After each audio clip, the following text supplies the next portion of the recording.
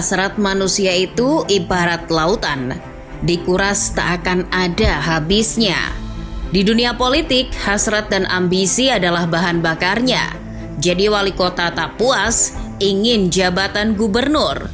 Sudah menjabat gubernur, masih menginginkan kursi presiden. Setelah jadi presiden, ingin menambah masa berkuasa. Namun hasrat atau lebih tepatnya kerakusan tidak hanya ada di dunia politik. Dalam hampir semua lini kehidupan, rakus tak bisa dilepaskan, termasuk tentu saja di belantika sepak bola. Dan sebuah simbol kerakusan di sepak bola ada dalam diri raksasa Liga Spanyol, Real Madrid. Mengapa begitu? Sudah menjadi rahasia umum kalau Real Madrid adalah tim terkuat. Bahkan tak berlebihan kalau menyebutnya terkuat dari yang terkuat. Di Eropa, Real Madrid adalah rajanya dengan 14 gelar Liga Champions. Los Merengues juga tidak pernah kehabisan pemain hebat dan mahal. Musim 2023-2024 saja Los Galacticos dipenuhi pemain-pemain yang bukan hanya hebat tapi juga harganya mehong. Mari mengabsennya beberapa. Jude Bellingham, Federico Valverde, Aurelien Tchouaméni, Eduardo Camavinga, Rodrigo Goes, Eder Militao, hingga Vinicius Junior. Sudah punya para pemain mahal lagi berbakat, Los Blancos masih belum puas. Dikira menyerah mengejar Kylian Mbappe, Real Madrid justru menghidupkan lagi minatnya pada pemain tersebut. Bahkan sampai dengan naskah ini dibuat, rumor transfer Mbappe ke Real Madrid yang membosankan itu kabarnya akan sampai pada episode terakhir. Dilansir Marca, sebuah media yang sering memoles citra Real Madrid, Mbappe siap menandatangani kesepakatan dengan Los Galacticos setelah memutuskan tak lagi bertahan di Parc des Princes. Menariknya, Mbappe hanya akan digaji 15 juta euro per tahun di Real Madrid. Jumlah gaji yang bahkan tak sampai setengah gaji Mbappe di PSG. Memang gaji Mbappe di Los Galacticos lebih sedikit dari saat bermain untuk PSG. Tapi menurut laporan Guillaume Belgi dari BBC Sport, seperti dikutip Bleacher Report, Los Galacticos akan membayar 150 juta euro sebagai bonus penandatanganan. Ya, sekitar 2,5 triliun rupiah. Jumlah uang tadi belum termasuk imbalan hak citranya. Dengan kata lain, walaupun statusnya bebas transfer, tapi Real Madrid masih akan mengeluarkan banyak uang hanya untuk mendapatkan tanda tangan peraih Piala Dunia 2018 itu. Menurut begawan transfer Fabrizio Romano, kesepakatan ini akan selesai pada 1 Juli 2024 mendatang. Belum juga menonton aksi Mbappe merumput bareng Vinicius, Real Madrid kembali mempertontonkan ketamakannya. Los Galacticos masih akan memburu pemain mahal lagi. Dan pemain berikutnya yang rumornya akan merapat ke Santiago Bernabeu tiada lain adalah Erling Braut Haaland. Tidak, kamu tidak salah dengar. Ya, Erling Haaland pemain Manchester City yang hobi nyekor itu. Bahkan bocorannya, Los Galacticos sedang bergerilya untuk mendatangkan bomber Norwegia itu. Muncul rumor bahwa meskipun kontraknya baru akan habis 2027 mendatang, Haaland bisa saja meninggalkan Etihad lebih cepat. Apalagi agennya Rafaela Pimenta sering mengunjungi Santiago Bernabeu. Bahkan menurut laporan Goal, jika El Real tertarik mendatangkan Haaland, mereka akan memperoleh diskon khusus. Ya, diskon khusus, sudah kayak 12-12 Shopee aja.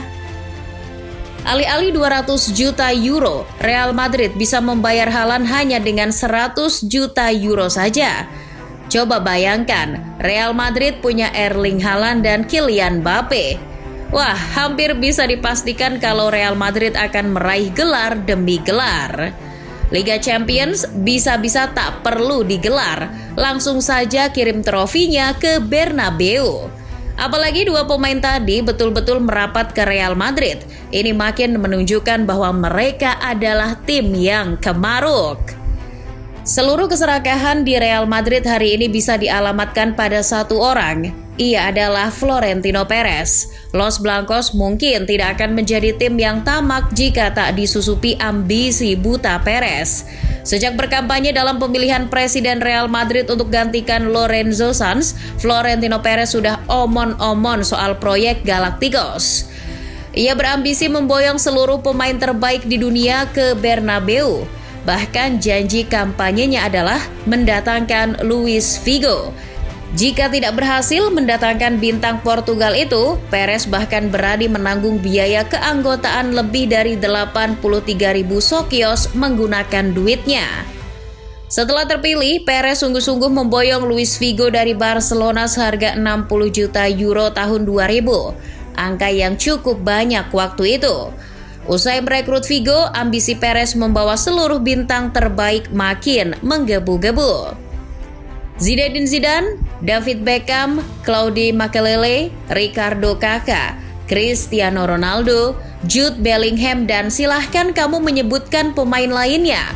Mereka semua didatangkan oleh Perez. Kalau dihitung dari 2 periode ia memimpin, Perez menghabiskan sekitar 2 miliar euro lebih, setidaknya terhitung hingga Februari 2024. Selama kepemimpinan Perez, terutama dalam beberapa tahun terakhir, Real Madrid tidak hanya membeli pemain bintang dan berpengalaman dengan harga tinggi, tapi juga pemain muda. Misalnya, Real Madrid membeli Rodrigo yang usianya baru 18 tahun seharga 45 juta euro tahun 2019. Hal yang sama juga dilakukan pada Vinicius Junior. Tahun 2022, Real Madrid juga membeli pemain yang baru berusia 22 tahun seharga 80 juta euro bersama Aurelien Tchouaméni. Oh, tentu kita tak bisa melupakan Endrick Felipe, pemain yang usianya baru 17 tahun dan bahkan masih bermain di Palmeiras itu sudah dibeli El Real seharga 45 juta euro.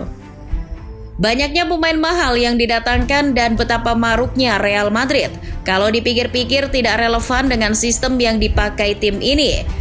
Real Madrid bukan Manchester City yang dibiayai taipan dari Abu Dhabi, pun tak seperti PSG yang dapat gelontoran dana dari Qatar. Los Galacticos adalah tim yang dibiayai sekaligus dimiliki oleh para sokios atau penggemarnya sendiri. Nah, para sokios itu tak semuanya orang kaya. Ada yang pekerja kantoran, buruh, pekerja paruh waktu, bahkan pekerja setengah pengangguran alias serabutan. Jadi bagaimana Real Madrid bisa membeli pemain-pemain mahal? Jawabannya adalah Florentino Perez itu sendiri. Perez tidak hanya menyalurkan ketamakannya, tapi juga kecerdasannya dalam bernegosiasi. Pada periode pertamanya untuk mengeruk banyak uang, Perez menjual aset Real Madrid. Salah satunya tempat latihan seharga 500 juta euro. Selain itu, demi mewujudkan ambisi Galacticos, Perez memasarkan tim secara agresif di ranah global dan merekrut beberapa perusahaan multinasional di dunia untuk mendapatkan sponsor. Dengan begitu, Madrid bisa memperoleh 350 juta euro per tahun. Itu belum termasuk hak siar. Madrid bisa saja memperoleh setidaknya 160 juta euro dari sana per tahun. Belum undangan untuk pertandingan komersial atau persahabatan. Belum dari hadiah kompetisi seperti Liga Champions. Terus juga penjualan merchandise dan iuran dari sokios itu sendiri.